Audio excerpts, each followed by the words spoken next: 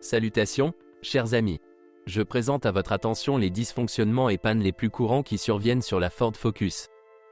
Les carrosseries avant le restylage de 2008 n'avaient pas trop peur de la corrosion, mais même sur des carrosseries totalement intactes, au fil du temps, des « bouchons de lait safran » apparaissent sur les coutures des bas de caisse et sous le plastique des pare-chocs. Mais les longerons inférieurs et latéraux résistent bien. Et si les trous de drainage du corps sont en ordre, il n'y aura pas de problème sérieux. Sur les voitures les plus anciennes, la corrosion des arches et des bas de porte a déjà bien émergé des coutures et est devenue visible.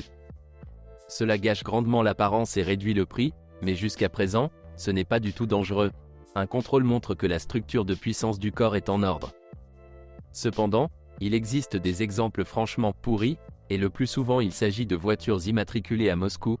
Un cocktail sur les routes locales est clairement contre-indiqué avec la peinture. Et souvent, des traces d'inondation à l'intérieur indiquent que ces voitures ont été forcées de franchir des barrières d'eau urbaines. Apparemment, les cavités internes de la carrosserie n'ont pas une protection anti-corrosion suffisamment bonne. Curieusement, les voitures après le restylage de 2008 ont plus de problèmes de peinture. Très probablement, le coupable est un changement dans le processus de peinture, peut-être une transition vers des peintures solubles dans l'eau en production. Mais il n'en demeure pas moins que les cloques et les éclats sur la peinture des voitures récentes apparaissent plus rapidement et que la couche de peinture est très fine et douce, littéralement rayée par des brins d'herbe. Les voitures peintes en métal ont dans ce cas un léger avantage, leur couche de peinture est nettement plus épaisse. Mais la protection des cavités internes a été améliorée et peut-être que le mastic pour joints a commencé à être mieux appliqué. La corrosion des joints est encore rare sur ces machines. La conception relativement simple et bien pensée du système électrique ne pose pas beaucoup de problèmes aux propriétaires de voitures. Des pannes massives de câblage et d'unités sont le sort des voitures inondées. Certes, l'étanchéité de la plupart des unités de commande ici est tout simplement nulle, aucun problème de drainage ou de nettoyage à sec infructueux, et maintenant la voiture commence à souffrir d'un tas de pannes. Et le câblage du compartiment moteur n'est pas particulièrement fiable. La plupart des connecteurs ne résistent pas aux déconnexions sur les voitures anciennes et se cassent. Le câblage des phares avant et arrière est encore assez faible, les douilles des lampes nécessitent souvent un remplacement ou une réparation, et le câblage des phares anti-brouillard avant, le faisceau brûle pour ceux qui aiment conduire tout le temps avec des phares anti-brouillard. Mais soyons honnêtes, il est peu probable que les Européens s'attendaient à ce que quelqu'un dans notre pays pense qu'il y a toujours du brouillard sur les routes russes. Cet éclairage, en général, est destiné à être allumé strictement dans des situations d'urgence, et non comme un moyen d'éclairage supplémentaire et d'aveuglement des voitures venant en sens inverse sous la pluie. Sur toutes les voitures équipées de moteurs 1.4 et 1.6, le générateur est en danger. L'ensemble d'origine dure de 3 à 5 ans, après quoi il commence à souffrir de pannes diverses, soit un relais régulateur, soit un redresseur, soit des bagues et des roulements. En général, sa ressource n'est pas suffisante, mais il est pratique de la changer, tout est à l'endroit le plus visible. Sur les moteurs 1.8 et 2.0, le générateur est caché et ne pose aucun problème. Mais il dispose d'un système de direction assistée électrique, un surpresseur hydraulique avec une pompe électrique.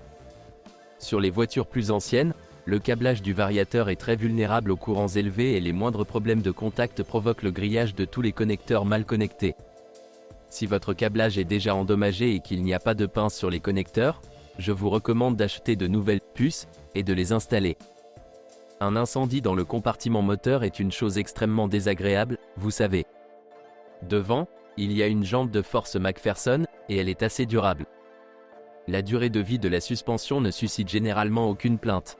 Le kilométrage de la plupart des éléments est inférieur à 100 000. Avec un kilométrage supérieur à 60 000 à 70 000, les premiers à être remplacés sont généralement les blocs silencieux arrière du levier en forme de L et parfois les roulements de support. Les jambes de force et les bagues stabilisatrices durent 2 fois moins longtemps, mais elles sont bon marché et consommables. Un seul voyage tout-terrain, et maintenant elles sont prêtes à être remplacées. De plus, les roulements de roues ne sont en aucun cas un exemple de fiabilité. Ils sont très sensibles à l'humidité et aux chocs latéraux. Pour ceux qui aiment forcer des flaques d'eau aussi profondes que le moyeu et conduire latéralement, le moyeu devient inconsommable. Et dans des conditions idéales, la ressource est encore inférieure à celle des suspensions. L'unité montre les premiers signes de « fatigue » à des kilomètres de 70 à 80 000, et à 100 à 150, elle est généralement bruyante. Le multibras arrière est assez durable et même ses composants ne sont pas trop chers. Les blocs silencieux du bras transversal sont traditionnellement les premiers à s'user. Cela se produit après un kilométrage de 50 000 à 70 000 km. Si vous changez le levier, les composants restants peuvent durer aussi longtemps. Ceci, bien sûr, si vous prenez soin de la suspension. La surcharge, la conduite sur des chemins de terre et les chocs latéraux réduisent considérablement la durée de vie. Pour ceux qui aiment économiser de l'argent, il y a une bonne nouvelle. Vous pouvez changer non pas des leviers entiers, mais séparément des silent blocks et des charnières. Il existe des composants de la même plateforme Mazda 3 et tout simplement non originaux. Si le coût des travaux est faible, les économies sont alors importantes. Les freins ici sont simples et peu coûteux. Sur les voitures les plus simples sans ABS, on trouve même des tambours à l'arrière, mais heureusement, la plupart des voitures étaient équipées de systèmes de freinage anti-blocage et de freins à disque sur tout le pourtour. Et les voitures restylées disposent également d'un système ESP. La ressource de tous les nœuds est décente, le système ne pose pas de problème particulier. Mais sur les premières voitures de série, les problèmes de corrosion des conduites de frein commencent déjà. Ici il faut être prudent et remplacer les conduites à temps. La direction ne figurait pas non plus parmi les unités problématiques.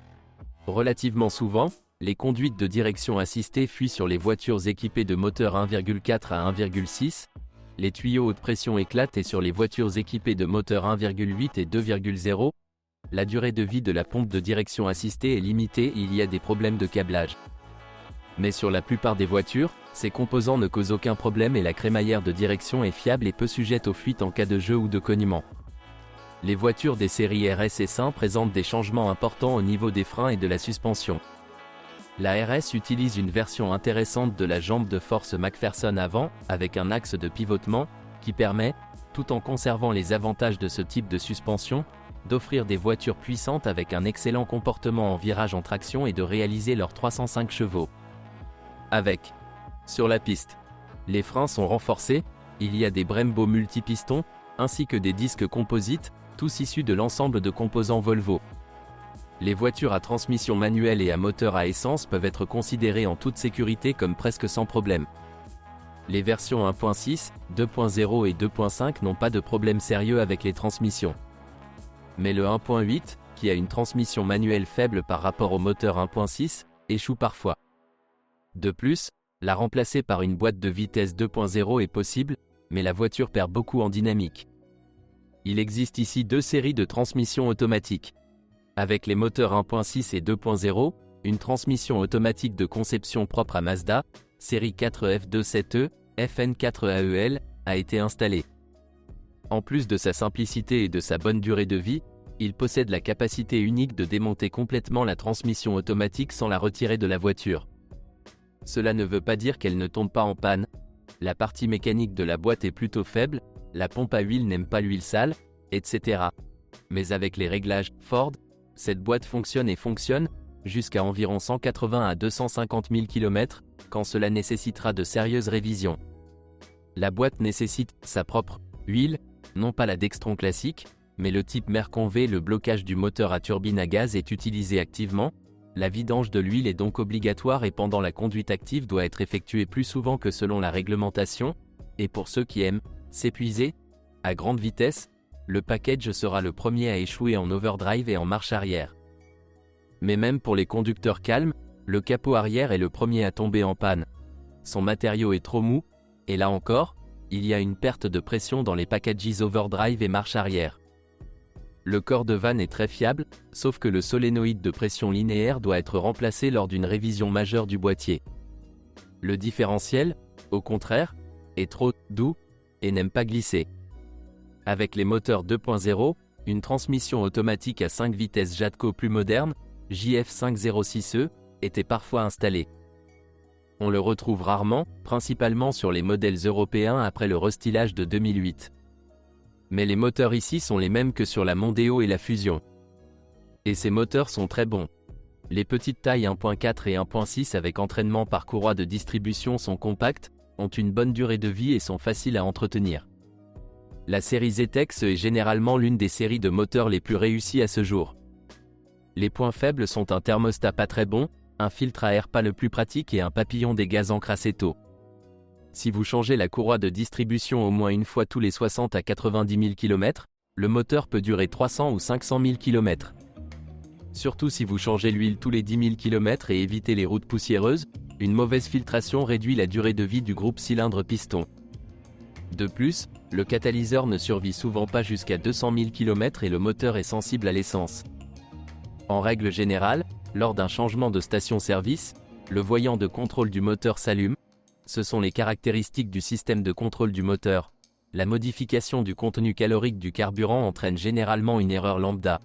À propos, Ford effectue souvent ce « truc » lorsqu'il voyage en Europe, où l'essence contient toujours un mélange d'éthanol. Il ne faut pas avoir peur des erreurs. Moteur 1.6 115 litres. Avec à des phases de synchronisation réglables et un ensemble complet de problèmes à cet égard. Les déphaseurs commencent à cogner lorsqu'il y a une pression d'huile insuffisante ou excessive, les soupapes s'encrassent, la pression d'huile de ces moteurs est légèrement inférieure et des problèmes avec les chemises de vilebrequin apparaissent plus tôt, notamment avec les huiles à faible viscosité. Il est recommandé qu'un tel moteur subisse un entretien régulier par des officiels, une écoute constante et des huiles d'une viscosité d'au moins SAE 40. Et en même temps, on ne peut pas dire que le moteur tire bien mieux que l'habituel 1,6 à 101 litres. Avec les 14 chevaux supplémentaires ont clairement été perdus quelque part, mais les coûts d'entretien et le nombre de jambages possibles augmentent. Les moteurs 1.8 et 2.0 sont aussi de vieux amis, il s'agit de la série Mazda L, la même que sur la Mondeo. Fiable, durable, avec une bonne chaîne de distribution, vraiment presque éternelle, pour le propriétaire, généralement plus de 200 000 km. Les moteurs sont sans clé, sensibles à la qualité du travail et à l'utilisation de clés dynamométriques lors du montage. Ils ne portent pas de marque et sont extrêmement difficiles à réparer sur le terrain. Les moteurs ont également beaucoup de connexions faibles à l'admission, la ventilation du carter n'est pas très bonne, les capteurs et les joints fuient. Et le collecteur d'admission peut également tomber en panne, les volets qu'il contient s'usent avec le temps et peuvent même tomber et passer sous les soupapes ou dans le cylindre, avec des conséquences prévisibles. Mais en même temps, le groupe de pistons a une bonne durée de vie, une conception bien pensée et tolère même le travail avec de l'huile SAE 20 à faible viscosité et de longs intervalles de remplacement. Cependant, les moteurs préfèrent toujours les huiles SAE 40 et des intervalles de vidange d'huile raisonnables, une fois tous les 10 à 15 000 km. Le moteur 1.8 s'est également distingué ici, son firmware s'est avéré nettement pire que celui du 2.0. Les vitesses flottantes et la traction inégale sur le firmware d'origine en font un choix moins préférable. Et vous souvenez-vous de la transmission manuelle ? En conséquence, une voiture avec elle n'est pas beaucoup plus rapide qu'avec un 1.6 beaucoup plus simple, et un moteur plus gros et plus coûteux à entretenir et consomme plus d'essence. Tous les moteurs ont des systèmes de refroidissement en plastique et en caoutchouc faible, les vases d'expansion sont un article consommable et doivent être inspectés toutes les quelques années, les colliers ne sont pas très bons, les tuyaux ont tendance à gonfler et à se casser au niveau des joints. Les moteurs turbo Volvo sur les Focus ne diffèrent pas par leur durabilité, et cela est compréhensible, ils ne sont pas achetés pour se rendre à l'église, mais pour un recuit aussi sérieux. Oui, et ils le règlent minutieusement. Des projets de 350 à 600 chevaux sont régulièrement rencontrés. Malheureusement, il existe de nombreux composants uniques, comme un collecteur d'échappement avec une partie chaude intégrée de la turbine. Tout cela augmente le coût de maintenance, car les composants produits en série par Volvo ne sont pas adaptés ou nécessitent une ferme collective sérieuse, avec le remplacement de plusieurs composants à la fois. Ce sont toutes les informations sur les problèmes de la Ford Focus. Si vous en savez plus ou n'êtes pas d'accord avec ce que vous avez entendu, je vous attends dans les commentaires.